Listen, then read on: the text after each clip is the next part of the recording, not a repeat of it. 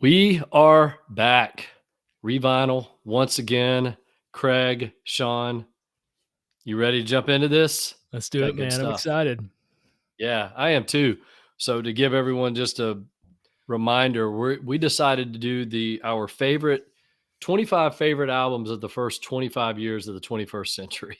That's a that's a lot to say. That's a lot of numbers in one sentence, but Yes. that's what we're doing.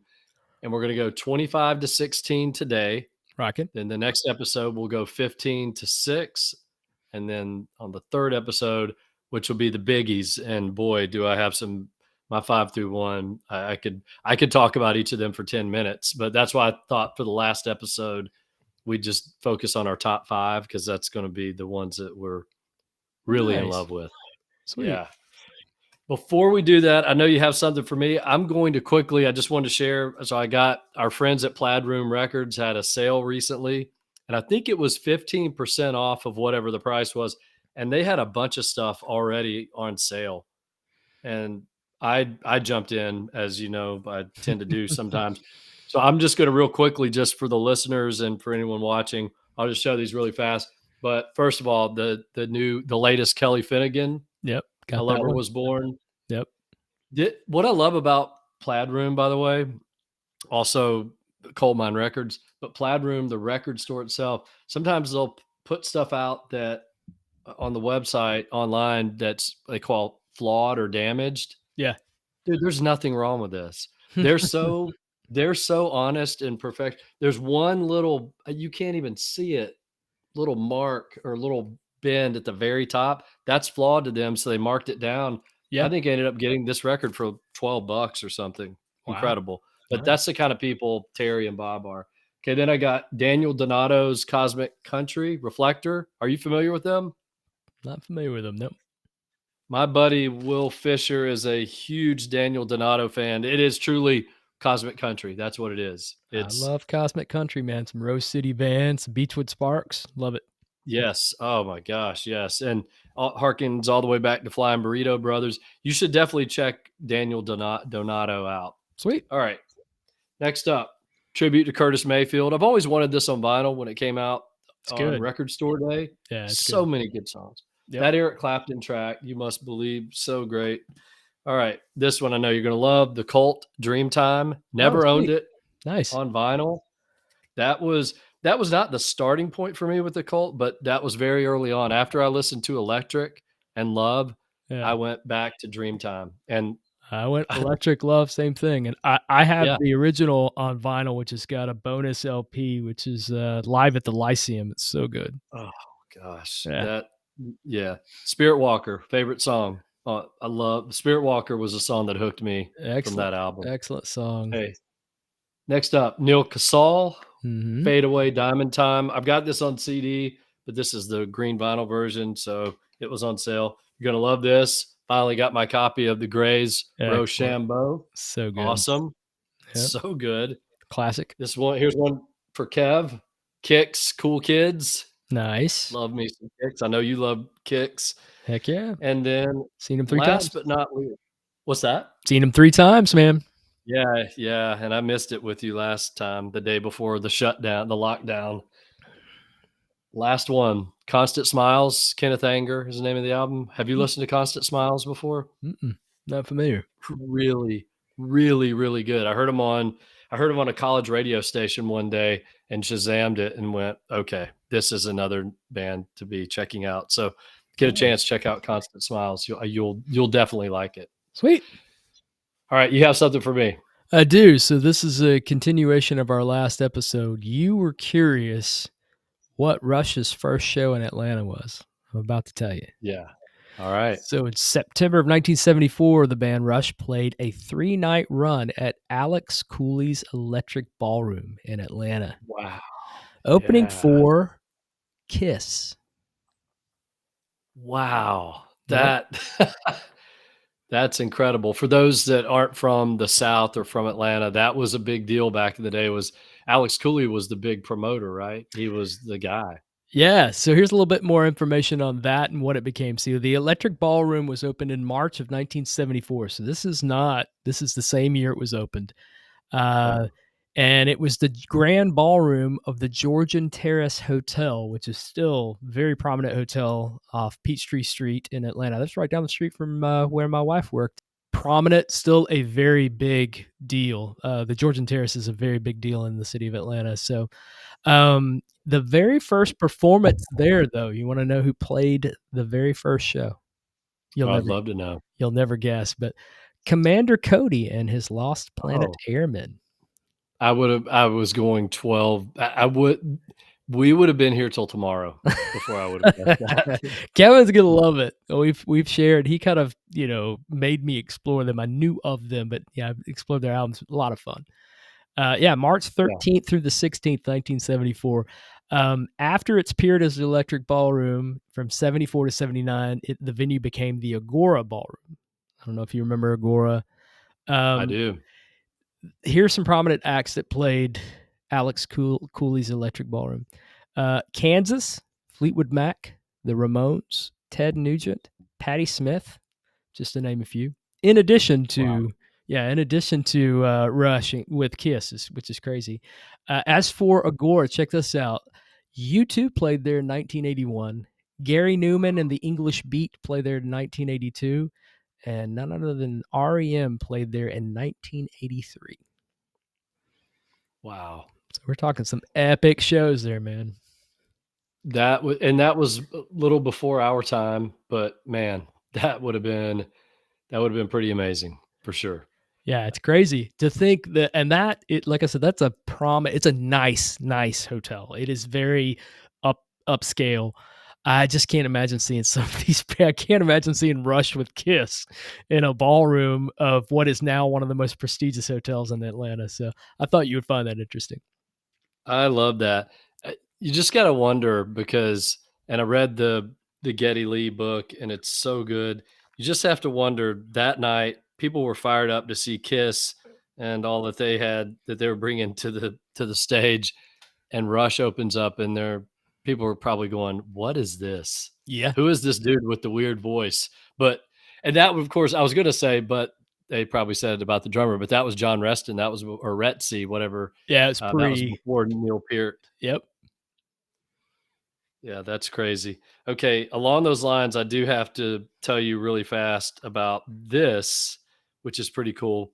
I'm going to name off a list of bands really fast, and they have one thing in common: ZZ Top, Blue Oyster Cult, Canned Heat, Steppenwolf, Aerosmith, Kiss, Status Quo, Faces, Climax Blues Band, T-Rex, Nazareth, Uriah Heep, Sha Na Na, New York Dolls, Iron Butterfly, David Essex, Frank Zappa and the Mothers, REO Speedwagon, Styx, Leonard Skinner, ELO, Kansas, Mott the Hoople, and Ted Nugent. Rush opened for all those bands. How crazy is that? That's insane. I mean, they paid their dues for man. all of those bands. That's what's crazy. I could see a lot of those bands opening for them. Right. Exactly. Yeah. Okay. We're going to jump in now. You want to kick us off with you want us to go first and do your number 25? Sure. This is top 25 albums of the first 25 years of the 21st century. This was tough. Yeah. There was a lot. And I'll be honest, this entire list, when I look at it from top to bottom, these are some of my favorite albums, period. So was shocked at how tough it was. But at number 25, and I just played this, we went to the beach 2 weeks ago, about a week and a half ago, actually. And I listened to this artist. He goes by the moniker Photo Ops. I listened to them and another band I will mention here in a couple more selections all the time. It's in the morning on the beach. We have our coffee. I'm listening to jazz, and then I'll migrate over to maybe some beach fossils, some real estate, and definitely some Photo Ops. Pure at Heart, night from 2020. Excellent album. I discovered him with an album called Vacation. I love it. He has another album that was released 2022, 23, something like that, called, I think, trying to think if that was Burns Bright, I think is the name of it. All three of those albums are great. When I mention the next artist, I will say if you like that artist, you'll definitely like. I do have some alternates too. I won't stick to the three that I were really struggling with Rolling Blackouts, Coastal Fever, Hope Downs from 2018, Francis Lung, A Dream As You from 2019 and Real Estate's Days from 2011 were I was debating between all of those and Photo Ops, and Photo Ops won out. Just because I play it, I'm telling you, it is just perfect chill music. So yeah, Photo Ops, pure at heart. All right. My first one, number 25, that is this was the first solo record from this guy. I loved his other band from the 90s and was just couldn't wait. And this came out in the year 2000. It was actually almost a toss up between his first and second album. This one got the nod because there's a couple of songs on there that are my favorite of his solo work, and that's Ryan Adams' Heartbreaker. Great album. It's just such a great album. And for me, what a great continuation. Whiskey Town, of course, one of my favorite bands ever, and Stranger's Almanac, one of my favorite albums, came out in the late 90s and really, for me, opened up the door to Americana music, alt country, all those things. Whiskey Town could go really slow, but they could also pick the pace up a little bit. This album to me felt more it felt more like Ryan Adams doing the whole Van Morrison, Bob Dylan, Absolutely. getting a little bit introspective, Yep. but it sounded like a 70s record to me. It just the whole sound of it was a 70s record, but highlights for me: To Be Young is to be sad, is to be high. What a great, great, great song. And then Come Pick Me Up, where he talks about she steals all of his records. I mean, it's such a great song. It's so depressing about a breakup, but love this. I love this record. I love In My Time of Need, Shakedown on Ninth Street. I just love the early Ryan Adams stuff. He kind of lost it with me later on his other records, but Heartbreaker is always going to be a top one. Sweet. Back to you. All right, number 24 for me is a band that I actually saw play live, and it was extraordinary. One of the best, one of the just more eye-opening performances I've seen. I love the album, but I didn't realize how powerful the drummer was until I saw him live, and then I decided, I realized, you have to crank this CD. You have to turn it up to 11, and that's a band called Secret Machines. The album's called Now Here Is Nowhere. It's their debut album. Telling you, man, this drummer was the closest thing to John Bonham. I mean, just pure power, absolute power. In fact, the way they were laid out on the stage, he was he was center, but not front and center, back and center, but he was the center focal point. The lead singer was playing off to the side. Another guy was playing guitar, and another guy was playing keyboard. And it's just epic. It's Pink Floydish. I mean, the very first song is it's all about the drums. It's all about just propulsion. It's called First Wave Intact. So good. They never quite topped that album. The follow-up was good, but that album was perfect. So yeah, Secret Machines, Now Here's Nowhere. It was released in 2004. Excellent album. All right. Well, not going to try to top that, but 24 on my list is a band called Mayflies USA. I think you're familiar with them. Have you listened to them much? Yeah, it's good stuff. Yeah. So they released an album in 2002 called Walking in a Straight Line, out of North Carolina. Definitely power pop, but does have a southern feel to it as well. Yeah. And that album for me, I used to play that record all the time. The title track, there's so many great songs on that record, and it was just one of those records for me, and I don't know that anything else ever captured me as much, but the greatest thing, it's a song called The Good Girls Goodbye, which you just can't get out of your head once you hear it. But absolutely love that album. 2002, Mayflies USA, Walking in a Straight Line. And I love the name, by the way. It's very, because you had so many bands that were charlatans that had to add the UK piece. I love the fact that they were just, I'm assuming, unless there was a UK band called the Mayflies, that they were just doing that to be funny. Love it. All right, number 23 for me is a band I know you love. I discovered them on the album prior to this, but this was the album that really, it just hooked me in line and sinker. And that's Vetiver. The album is The Errant Charm from 2011. Vetiver is my go-to in the mornings and at night at the beach. I listen to his catalog on 4 albums on vinyl. All 4 of them are excellent, from Tight Knit all the way to their Up on High, their most recent album. Everything is excellent. There's something about his voice. Their earlier stuff is considered more freak folk.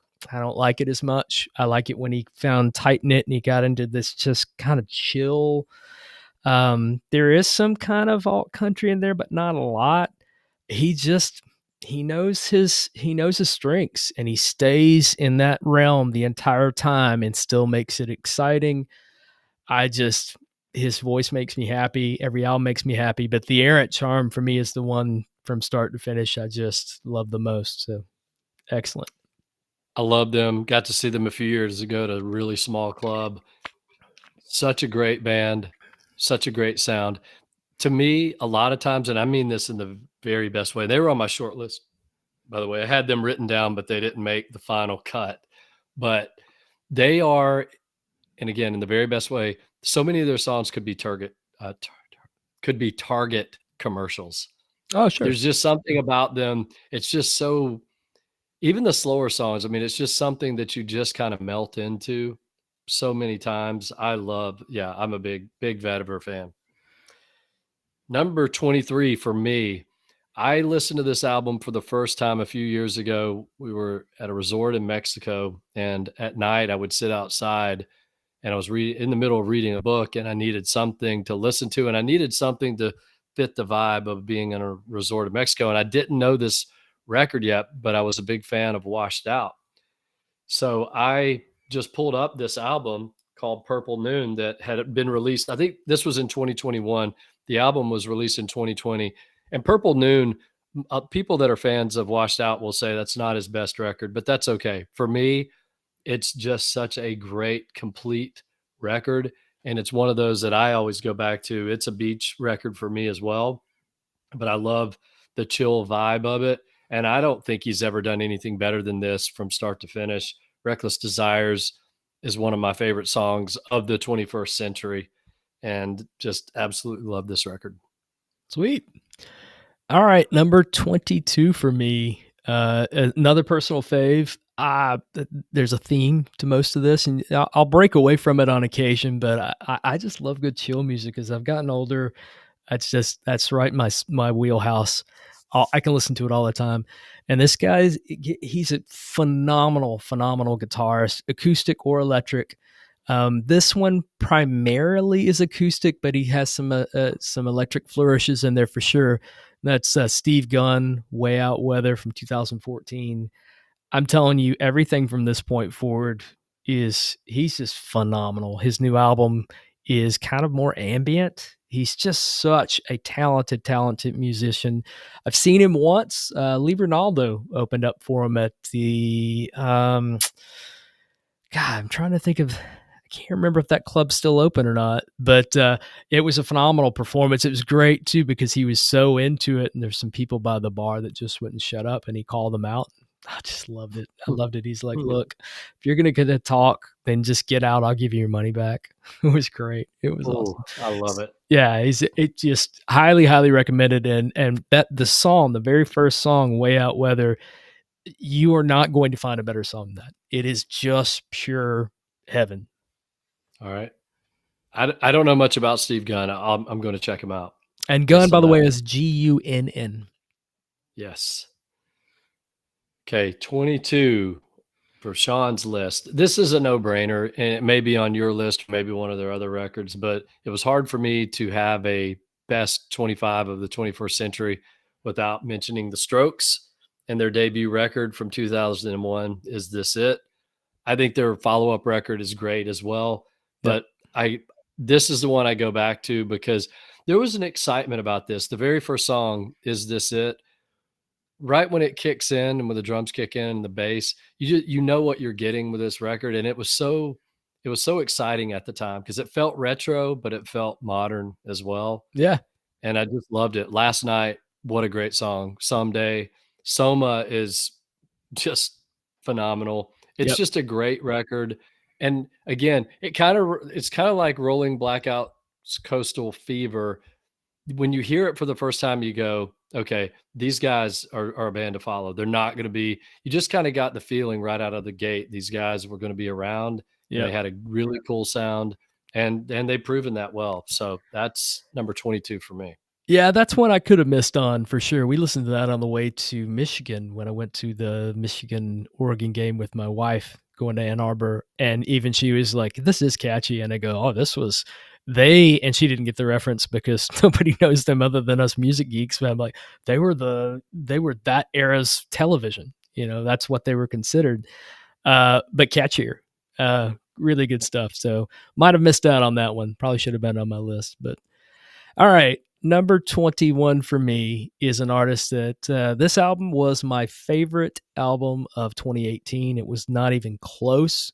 Um, love this guy so much. I actually got a chance. I've only seen him once, and it wasn't with him. It was with a Zamrock band called Witch. I was so flabbergasted to see that he was a guest guitarist with a Zamrock band. It was great because he's not Zamrock. He This album is very much the easier, breezier side of Big Star, and that's Michael Ralt. It's a New Day Tonight from 2018. That album is spectacular. I don't think enough people do that kind of California beachy kind of sound. It's so good. He can rock, don't get me wrong, but he kind of stays in a vibe there. In fact, coincidentally, my little shuffle behind me, I have his album prior to that up on display, which is much more T-Rex, very amped up. This, he did a total shift, and he does them both so well. So definitely an artist that people should be on the lookout for. People need to know more about Michael Ralt. All right. Now, number 21 for me. This was really tough. And I'm going to go back 1 second here and just mention I had a couple that I had to take off my list, including Band of Horses, Infinite Arms. I had to get rid of Travis, St. Paul and the Broken Bones. And then this was a choice I made, but Midlake I had to get rid of as well. Trials of Van Occupanther. I actually like their stuff after that, but yeah. It's all, man, they're all their albums, even after they changed lead singers, they've just continued to be really good and relevant. Number 21 for me, this is not a cool pick. There's a lot of cool bands on here. There's a lot of indie stuff on here. This guy did one album and then he faded away into obscurity. Came out in 2002 and came out of nowhere. He was, I think when he recorded the album, he was 19 years old. He wrote the entire album. He produced it. I think he did all of the instruments and the background vocals. And the album is Remy Shand by Remy Shand. Yeah. It is one of now you listen back to it and production wise, you go, okay, yeah, that's 23 years ago. You can hear some things and go, yeah, if he re-released this album today, he might change a few things. But it was basically, from what I understand, a very DIY type of project for him. But the songs are incredible. His voice was incredible. A 19-year-old kid out of Canada doing his best, Al Green, Marvin Gaye, Curtis Mayfield, and just making it work. And the songs were just amazing, but he's never released another album. It's one of those weird things. He's done a couple of singles here and there, but nothing else. But yeah, I was a big Remy Shand fan, and I used to listen to that. That was a go-to record for me for years. Cool. Very nice. All right, number 20 for me. We're going through this pretty quick. A big fan of a band called The Sea and Cake. In fact, might hear of them a little bit later in my list. But yeah, The Sea and Cake, one of my favorite bands. Discovered them with an album called The Biz. And so I followed everything they did.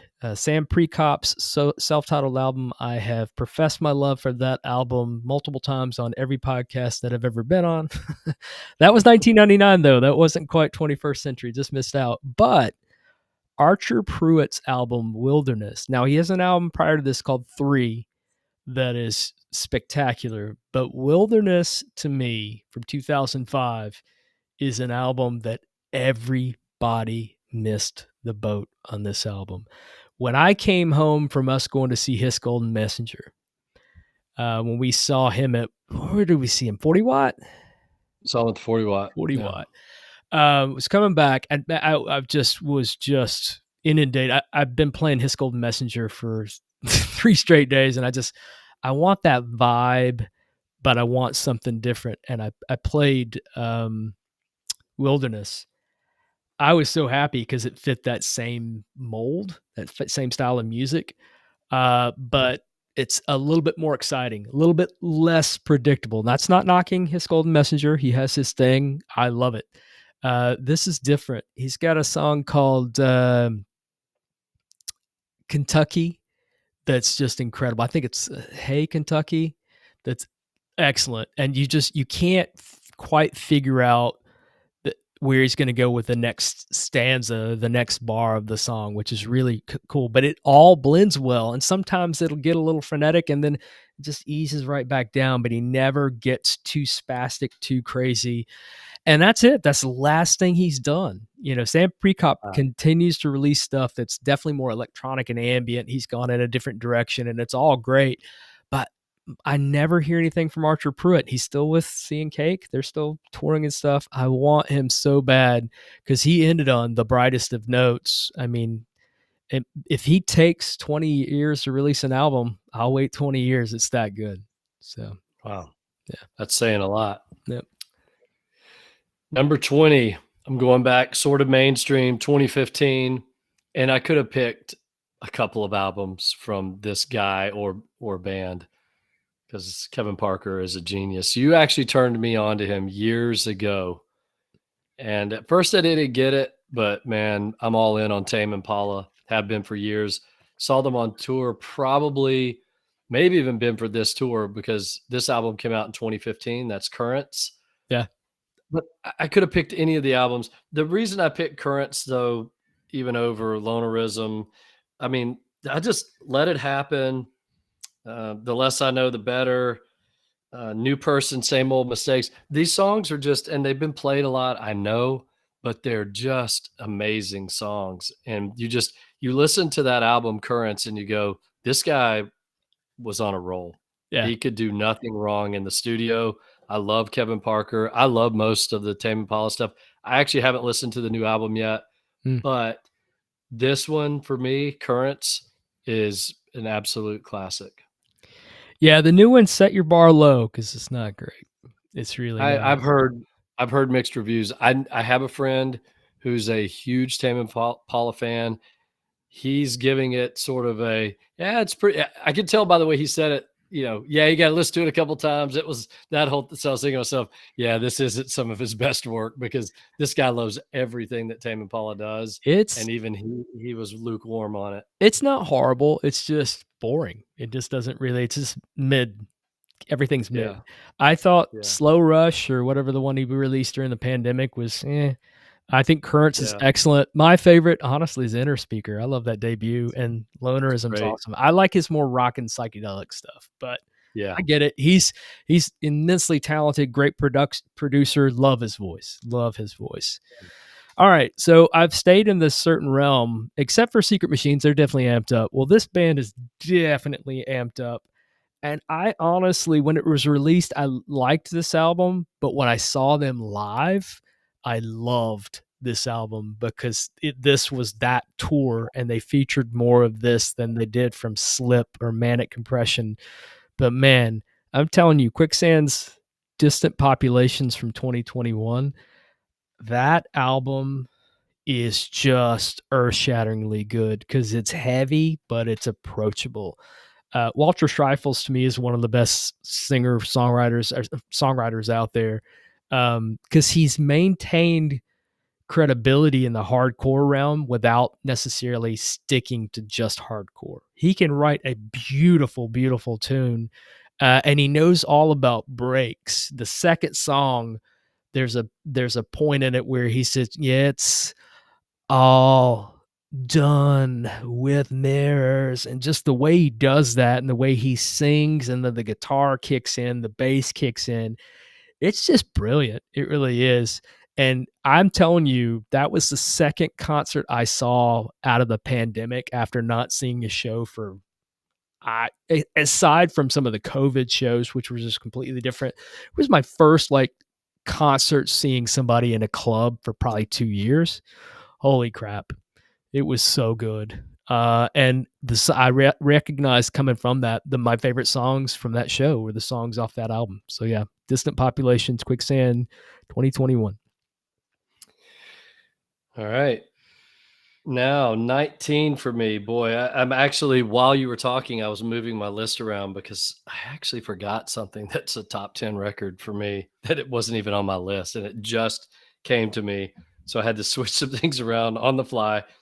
Number 19 for me is Radiohead and Rainbows. It's just and once again, could have been a couple of other records from Radiohead, Yeah, but I actually love In Rainbows the most. It was just the album for me that I just could listen to while I was doing work or reading or something. It's just that got that vibe for me, and I yeah, felt like it was so consistent from start to finish. Just always been my record. Other than the Bends, but that doesn't count because it was pre yeah, 21st century. yeah. This is the one for me. I love In Rainbows. It's one of my favorite Radiohead albums. I definitely that would have been on my list. I went with impact. So most of these albums, if not all of these albums, had a huge impact on me. They had already had so much of an impact on me prior to In Rainbows, but I'll tell you, it was the first album I bought on vinyl was In Rainbows. That was the one Yeah. that I tell people, and it's it's honestly it's more of a millennials album than it is our generation. Like millennials will go to that before they'll go to anything early on, including OK Computer and Kid A. So um, I agree with you. I love that album, but that one didn't quite have the impact as one of their other albums. So, great pick though. All right, number 18 for me. I mentioned the Sea and Cake. I love this band so much. They have a different sound. Their first album, the self-titled album, The Biz, and it's one other album where Sam Prekop's voice is different. It's growly. He's a little bit grittier. He hasn't really. He's honest. I'm not going to say it's Nick Cave-ish or um, it's not quite that aggressive, but he just had a growl to it. And don't get me wrong, it was really good. I liked it, but he transitioned with an album called The Fawn, which was really he started to just mellow his vocals out. I think he realized I don't like singing this way anymore. I just want to kind of mellow the tone out a bit. And so some people were probably turned off by it. I don't think that album, The Fawn in particular, gets as good or reviews, maybe based off of that because it was such a shift. The music stayed the same. But then he released an album called We, QUI, We, from 2000. Just made the list. That album is gorgeous, absolutely gorgeous. Beautiful, beautiful album. Just the song structures alone on it are just from start to finish. It's one of those things where you can turn on and listen to it intently, or you can put it on in the background and do your thing. You can work, you can garden, you can do whatever. Either way, it's going to have the same effect. It's just got this blissful feeling to it. So, love that band. They're still releasing excellent albums. I think they might have a new one on the way. Sam Prekop just released an album. So, yeah, awesome stuff, man. Can't go wrong with some Sea and Cake. All right. My number 18, and this may be on your list. I don't know. It's good. We've got a lot of different stuff going, but basically from 18 to 1 now, almost. Now, they're the top five are just in a different level. So I'll say from 18 up to 6, I could mix these around completely and probably be fine. Yeah, This album could have been 6, 7, 8, but got really tough here. But that's Block Party, Silent Alarm. great album. This record for me, let's see, it came out in 2005. This was a game changer for me. And it was one of those albums that if I ever needed to pick me up, whether I'm driving down the road or on a road trip or on a bicycle or working out, this album for me always got me amped up. It's just, and you listen to the songs, man, that they crafted some of the best, most catchy songs of that time frame, in my opinion. They Yeah, had the whole package, and it was very frantic at times, the guitars, there was a lot of there's a real edge to that album, Oh, it's and it so good. had just all these elements, post-punk, and they just pulled from so many things, and it's weird because they haven't captured me much since, but No. this album, I played it constantly. Second album is okay, but nothing reaches Silent Alarm. It's so good. Mm, That would be a strong honorable mention. Like, as I think about it, I could probably shift that. It's not on my list. It should be.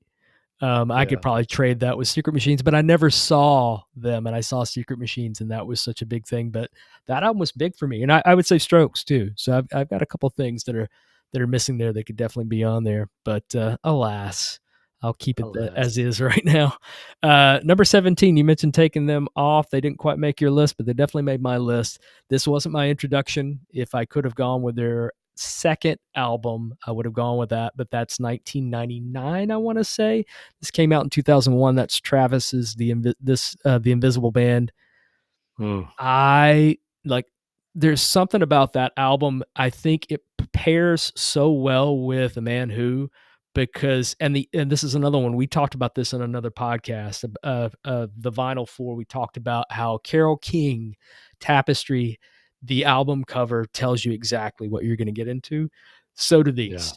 A Man Who is very much a winter album, and it is depicted on the front cover. You know you're getting into something that's a little bit darker, a little bit moodier, and I love that album. It's probably my favorite, but I love the juxtaposition of that and The Invisible Band, because The Invisible Band is very much kind of a spring, summery album. It's just yeah. gorgeous. I mean, there's not a weak link on any of those albums. Oh, When we moved to our house in Sandy Springs, it was our first home back in like 2014, 2015. I was cleaning things up and putting up plates and stuff in the kitchen, and I listened to those albums back to back, and I was singing at the top of my lungs. Every song, could not be happier. So I could not put this on the list. So yeah, The Invisible Band from Travis. Love that album. it was on my list until the last version that I did, and yeah, I'm with you. The second and third albums are great. I didn't love the debut, Good Feeling, nearly as much. It's Second and third okay. record, It's they, not they bad. got so much more mature It's like after that. Radiohead. Pablo Honey, The Right. Bends, Yeah. epic. Yeah. Take it to a new level. Yep. Well, I'm going number 17. So we have two more. I have two more left. Number 17 for my list. First solo album from this guy after being in a legendary band that you love very much. And I know some people would look at this and say, yeah, nothing like the Verve, Yeah. but Richard Ashcroft's first solo record, Alone with Everybody from 2000, it was a very personal record for me at a time in my life that I just this was a record that I kept going back to. It was a late night record for me. I was working a lot back then, working late nights, and I'd be in my office at my house, and I just played this record all the time. And Brave New World is just one of my favorite songs from this past 25 years, along with You on My Mind in My Sleep. Just it's a very it, it still had elements of psychedelic and the more experimental side of the Verve, but it's also a very I hate to say it like this, but it's a very romantic record. Oh, I cool. just I just think it's a beautiful, beautiful record. A lot of strings in it. It's just such a great record for me. Awesome. Good stuff. I need to go back and give that more of a fair shake. Such a huge Verve fan. All right, so the last one on the list is not going to be indicative of the rest of their catalog. So let's just say this. I was a huge fan of this band going into it. They sounded very much like Jesus and the Mary Chain. They had that kind of vibe. In fact, they got compared to them. In fact, some people thought that they were a bit hackish. I don't. I love Black Rebel Motorcycle Club. I love their debut BRMC, their follow up album, Take Them On Your Own. Excellent album. Very amped up, kind of gritty albums. This is not. This is a gospel album. They put out an album in 2005 called Howl that is just gorgeous. It's absolutely first time I listened to it, I go, "What the heck is this? Like, what are they doing?" And then we went to the beach and I listened to it on the way to the beach and got halfway through it and just registered. It just clicked, and I go, "Holy crap, this is genius." It is so beautiful. It's literally like a Southern gospel album, but in a dark, kind of gothic kind of way. My favorite song on this too, I haven't been really listening songs, but this is one that just stood out to me the most. All these other albums I've listened, maybe listed a couple of songs, but this one in particular is Sympathetic Noose. That song is just so awesome. I immediately learned it on guitar. I just love it. Love it. Love this band. I listened to this for the first time probably in 2 or 3 years recently, and it still has that same effect on me. Like I said, impact. This had a huge impact on me because I didn't realize the band could change and shift their sound so quickly and make it work the way they did, and they nailed it. I have never listened to that record, but your description makes me want to go back and listen to it right now. Awesome. Um, okay, last one for me. Hold on, I have to edit here. I just realized this anniversary edition, this album may have actually come out in 1999, and I can't find it now. Oh boy, What is give it? me 1 second. Shelby Lynn, I am Shelby Lynn. I thought it came out in 2000, and I'm just looking at the. Oh, gosh, it did. It came out in '99. Okay, let me switch gears. It's okay because I can add back something that I took off. Give me 1 second. Okay, this is pretty easy because it's actually okay. I'm ready. Number 16 for me, Craig, and I'm pretty sure this is going to be on your list somewhere. We've talked about this album a lot. 2003, Logic Will Break Your Heart by the Stills. Mm-hmm. Wow, what an album. Yep. Another one for me that was on constant rotation for a long time. And I just kept listening to it thinking, these guys are so good. They're going to be a band that's going to be around for a long time. And I I know you've talked about it before with their second album and Mm, then Recovery on the third album. yep. I kind of checked out after that. So I stuck with the first album, but I tell you what, if that's all they had, even if they never recorded another record, Yeah. that's enough for me. It is a great album.